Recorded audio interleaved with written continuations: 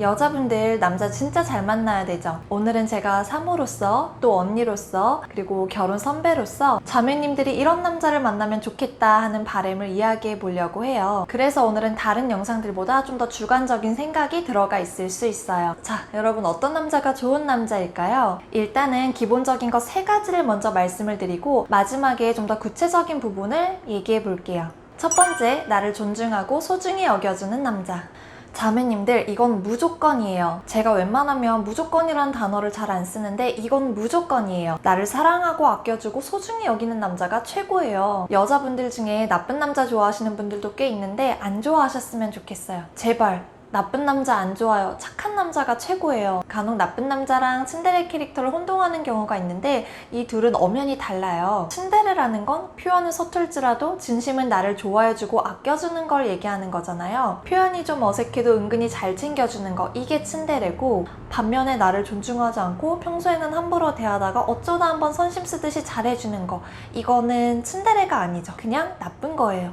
자, 다시 강조할게요. 나쁜 남자는 안 좋아요. 가끔 착한 남자는 너무 진지하다, 재미가 없다 라고 말하시는 분들도 있는데 아니에요. 가까운 사이가 아니고 잘 모르면 착한 남자가 재미없어 보일 수 있는데 또 알고 보면 그렇지 않아요. 일단 남자는 사랑하는 여자를 웃게 만들고 싶어 하거든요. 그래서 남들에게 안 하는 재미있는 행동도 하고 여자친구랑 아내에게는 다른 경우가 많더라고요. 또 웬만한 남자분들은요, 내 사람에게, 그러니까 내가 정말 좋아하고 편안하게 생각하는 내 사람에게는 장난을 많이 치시더라고요. 제가 보기에 모든 남자분들 마음속에는 소년이 한 명씩 살고 있어요. 집에서는 아내 앞에서 개그랑 장난 막 하다가 밖에 나가면 갑자기 엄근진 되시는 남자분들 꽤 많으신 거 알고 있어요. 여러분, 진짜 여자는요, 나를 사랑하고 아껴주는 남자를 만나야 행복해요. 물론 이건 남자분들도 마찬가지인데 여자분들의 경우 나를 함부로 대하는 사람을 만났을 때 겪는 불행의 정도가 더 커요. 아무래도 여자분들이 신체적 약자이고 그리고 자존감이 낮았을 때 의존도가 더 높아지기 때문에 신체적인 피해나 정신적인 피해가 더 커요. 그러니까 꼭 나를 소중히 여겨주는 사람을 만나세요. 그리고 그런 남자를 만나려면 내가 먼저 나를 소중히 여겨야 돼요. 몇 번 말씀드렸듯이 자존감이 높으셔야 해요. 지금 내 자존감이 별로 건강하지 않다, 그러면 지금 연애를 안 하시는 것을 권해드려요. 간혹 이런 말도 있어요. 여자가 자기를 소중하게 생각하는 사람을 만나려면 여자가 너무 좋아하면 안 된다. 여자 쪽에서 마음을 좀 숨기거나 튕기기도 해야 한다. 그래야 남자가 가볍게 안 보고 소중한 줄 안다. 이건 한 반 정도는 맞는 말이에요. 그리고 본질과는 좀 거리가 있는 얘기 같아요. 연애에 있어서 적절한 밀당이나 전략은 필요할 때가 있고 또 여자분들이 쉽게 보이지 않기 위해서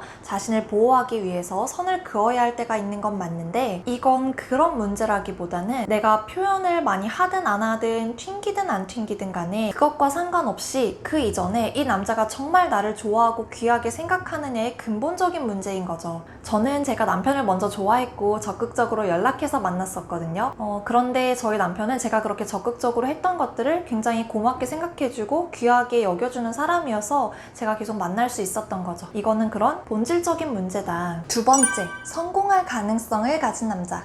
이건 아까 말씀드린 첫 번째 사항처럼 무조건이라고는 말씀드릴 수 없고 제 주관적인 견해가 좀 들어가 있어요. 이게 무슨 말이냐면 지금 성공한 사람을 찾지 말고 앞으로 성공할 가능성을 가진 사람을 찾아라 해요. 이 사람의 현재 상황이나 배경을 보지 말고 잠재력을 가지고 있는가를 보세요. 즉 이 사람의 내면과 본질을 보세요. 보통 자매님들에게 이상형을 꼽아보라고 하면 능력이 있고 성공한 사람 같은 걸 이상형으로 얘기하는 경우도 꽤 있는데요. 근데 20대 때나 30대 때에 일찍 성공한 사람들이 많이 있을까요? 별로 없어요. 요새에는 특히 일찍 성공하기가 더 힘든 시대고 만약 어떤 남자가 일찍 유명해지고 빨리 잘 나가거나 성공했다, 그러면 잘 분별을 하세요. 어떤 걸 분별을 하셔야 되냐면 이 사람이 성공한 것이 본인의 실제 능력보다는 배경 때문인 게 훨씬 크진 않은지, 하나님을 의지하지 않고 혼자의 열심과 노력으로 성공한 건 아닌지, 성공한 것에 취해서 붕 떠있거나 교만하진 않은지, 또 거기에 만족해서 더 배우거나 성장하려는 것을 멈추지는 않았는지,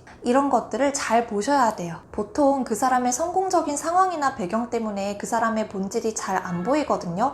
이거는 원래 그래요. 후광 효과라고 하는데요. 그래서 잘 분별해야 돼요. 그렇지 않으면 나중에 문제 생길 수 있어요. 우리의 인생이 되게 길잖아요. 이 남자의 앞으로의 미래를 보세요. 현재의 모습과 상황과 상관없이 잠재력과 가능성을 가졌느냐. 여기서 성공이라는 게 단편적으로 돈 엄청 많이 벌고 사회적으로 높은 지위에 올라가고 이런 것만 얘기하는 게 아닌 거 아시죠? 크리스천의 성공은 그렇게 단편적으로 얘기할 수 있는 게 아닌데 이것까지 얘기하면 너무 길어지니까 다 아실 거라고 생각하고 일단 넘어갈게요.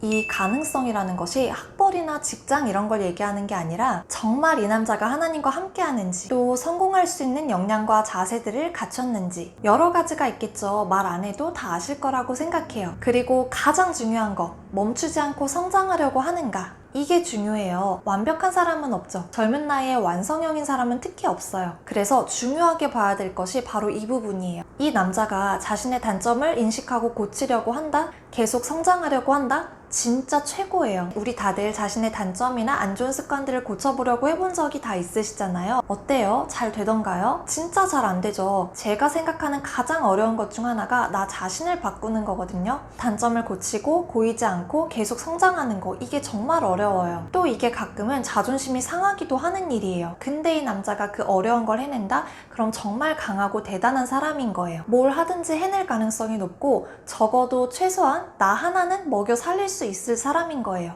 여자분들이 쉽게 하시는 착각이 뭐냐면 여자분들이 어떤 남자를 많이 좋아하시면 이런 생각을 많이 하세요. 이 남자 언젠간 변하겠지. 앞으로는 잘하겠지. 이렇게 희망을 걸기가 쉽거든요. 근데 근거 없는 희망은 정말 위험해요. 반드시 근거가 있어야 돼요. 지금 변하려고 노력하는가, 말로만 하는 게 아니라 행동으로 하는가, 이런 남자분들은 정말 진국이에요. 그리고 제 경험상 이런 남자분들은 눈에 잘 안 띄더라고요. 그러니까 자매님들, 지금 눈에 띄는 인싸들 중에서만 찾지 마세요. 조금 더 눈을 넓혀보세요. 의외로 스포트라이트를 받는 무대 위가 아니라 무대 뒤에 있을 수도 있어요. 결론적으로 이 남자의 현재 상황이나 배경을 떠나서 이 사람의 내면과 본질과 앞으로의 가능성을 보시면 좋겠습니다. 자, 세 번째, 하나님을 사랑하고 경외하는 남자. 우리는 크리스천이니까 믿음이 좋은 남자를 만나야 되겠죠. 근데 믿음이 좋다는 걸 어떻게 알 수 있을까요? 예배를 잘 드린다, 교회에서 헌신을 많이 한다, 모임의 리더이다, 여러 가지 지표들이 있겠지만 그런 눈에 보이는 지표들만으로는 다 알 수가 없어요. 어떤 걸 보셔야 되냐면 이 남자가 정말 하나님을 사랑하고 경외하는가를 보셔야 돼요. 이게 없는 신앙생활은 잘못된 방향으로 가기가 쉽고 무게가 없어요. 그리고 여기에서 우리의 삶이 다 나와요. 다 여기에 포함이 돼요. 하나님을 정말 사랑한다면 그분이 원하시는 대로 살 수밖에 없겠죠. 선하고 지혜로울 수밖에 없어요. 하나님을 정말 두려워한다면 악한 행동을 할 수 없겠죠. 여기서 그 사람의 지혜, 인성, 태도 모든 게 다 나오는 거예요. 그러면 진짜 이 남자가 하나님을 사랑하고 경외하는지 알 수 있는 방법이 뭐냐면 말로만 하나님을 사랑하는지, 또는 나 자신을 위해서 하나님을 이용하는지, 또는 그냥 취미로 신앙생활을 하는지 어떻게 알 수 있냐면 방법은 하나밖에 없어요. 여러분 자신이 하나님을 사랑하고 경외하는 거예요. 내가 경험을 해봐야지 상대방이 척하는지 아닌지를 알 수 있어요. 예를 들어서 내가 어떤 영화를 본 적이 있으면 누군가 그 영화를 안 봤는데도 불구하고 본 척하고 얘기하는 걸 구별할 수 있겠죠. 깊게 얘기하다 보면 다 티가 나잖아요. 근데 내가 그 영화를 안 봤으면 누가 그 영화를 본 척하고 막 얘기해도 모르겠죠. 나도 안 봤으니까. 몰라요. 알 수가 없어요. 그래서 마찬가지로 내가 하나님을 사랑하고 경외하면 알 수 있다. 자, 이렇게 세 가지 말씀을 드렸는데 좀 더 눈에 보이는 구체적인 지표가 있었으면 좋겠다 이렇게 여쭤보는 분들도 계세요. 예를 들면 좀 더 눈에 보이는 행동 같은 거 있잖아요. 예배 시간 딱 맞춰서 오는 사람은 만나지 마라. 무조건 30분 전에는 와서 기도하는 사람을 만나라. 좀 이런 눈에 보이는 체크사항을 원하시기도 하더라고요. 근데 이런 건 굉장히 말씀드리기 어려워요. 당연히 예배 전에 일찍 와서 기도하고 준비하는 사람이 예배를 사모하는 믿음 좋은 사람일 확률이 높겠죠. 근데 그것만 가지고는 그 사람의 전부를 판단할 수는 없어요. 이 사람이 믿음이 좋은데 예배에 딱 맞춰 올 수도 있어요. 주일 아침에 차량 운행 봉사를 할 수도 있고 토요일에 밤늦게까지 일을 해야 하는 직업일 수도 있고, 그래서 정말 죽을 것 같이 고단한 몸을 이끌고 어떻게든 하나님 앞에 나온 건지 그 외에 정말 다른 어떤 상황이 있는지 모르는 거잖아요. 그래서 제가 늘 강조했던 게 사람의 행동의 이유는 변수가 다양할 수 있다는 거예요. 또 이런 것도 있죠. 예를 들어서 무조건 상대방 가족이 다 믿는 집이어야 한다. 그래야 믿음이 더 좋다. 그리고 몇 대째 믿어야 주시는 복이 있다. 이런 조건을 얘기하시기도 하는데 물론 그런 면도 있겠죠.